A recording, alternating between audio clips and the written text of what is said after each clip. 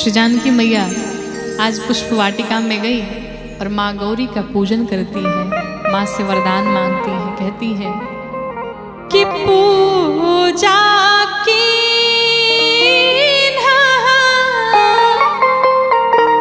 अधिक अनुरागा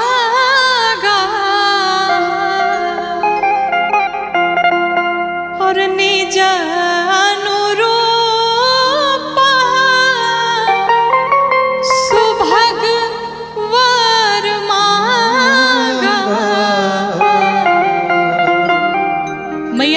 गौरी का पूजन किया और माँ से कहती निज अनुरूप अर्थात एक बार सर से पांव तक मुझे निहार लीजिए, मैं जैसी हूँ मेरे ही अनुरूप मुझे वर चाहिए। मैया माँ के चरणों में बैठ के माँ गौरी से वंदना करती है और मैया से मांगती हैं, क्या मांगती है? किसिया मांग रहे अवध को राज, सरयू नहाने तो मैया मांग रही अवध को राज, सरजू नहाने को। मैया मांग रही अवध को राज, सरजू नहाने को। मैया मांग रही अवध को राज, सरजू नहाने को।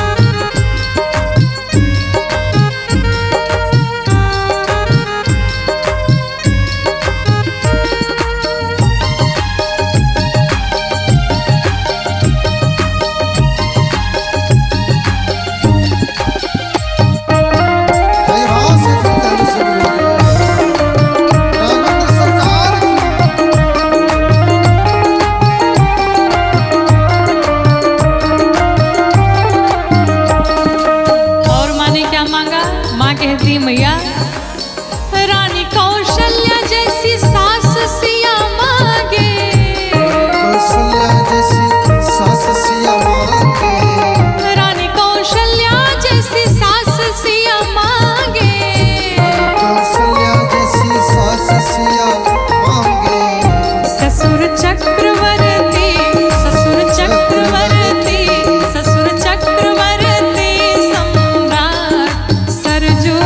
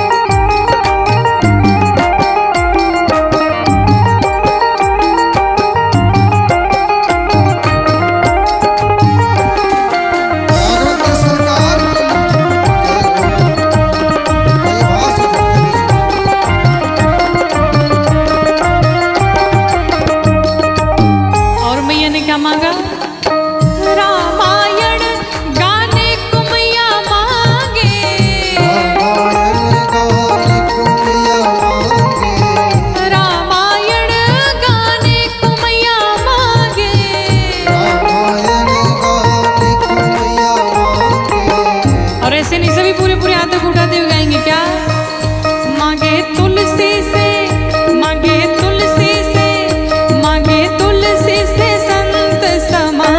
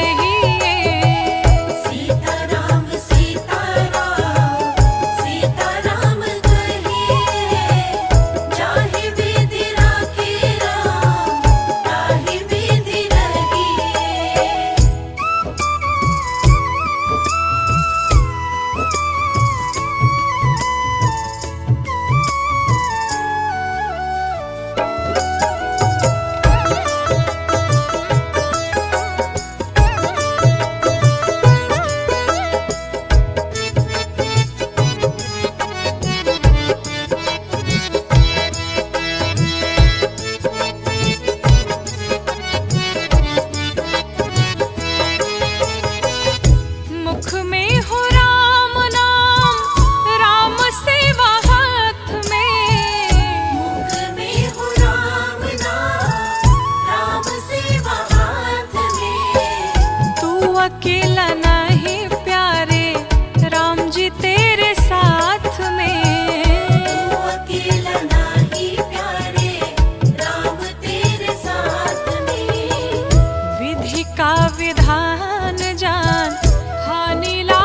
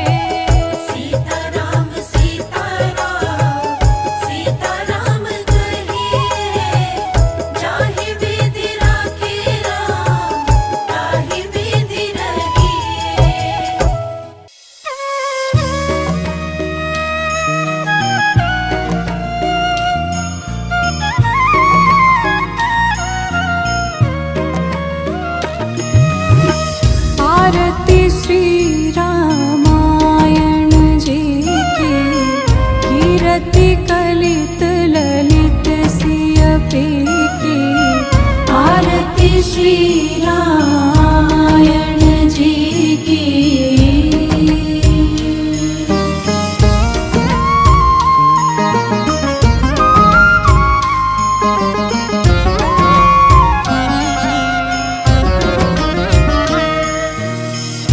गावत ब्रह्मादिक मुनि नारद, वाल्मीकि विज्ञान विशारद, सुख सनकादिशे सयरु सारद, वरनि पवन सुत कीरतिनि की।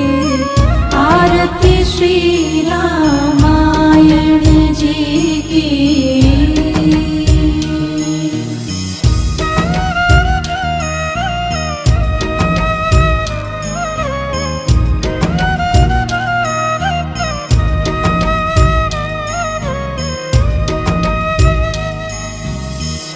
गावत वेद पुराण अष्टदश, छो शास्त्र सब ग्रंथन को रस, मुनि जन धन संतन को सरबस, सार अंश सम्मत सब ही की। आरती श्री रामायण जी की।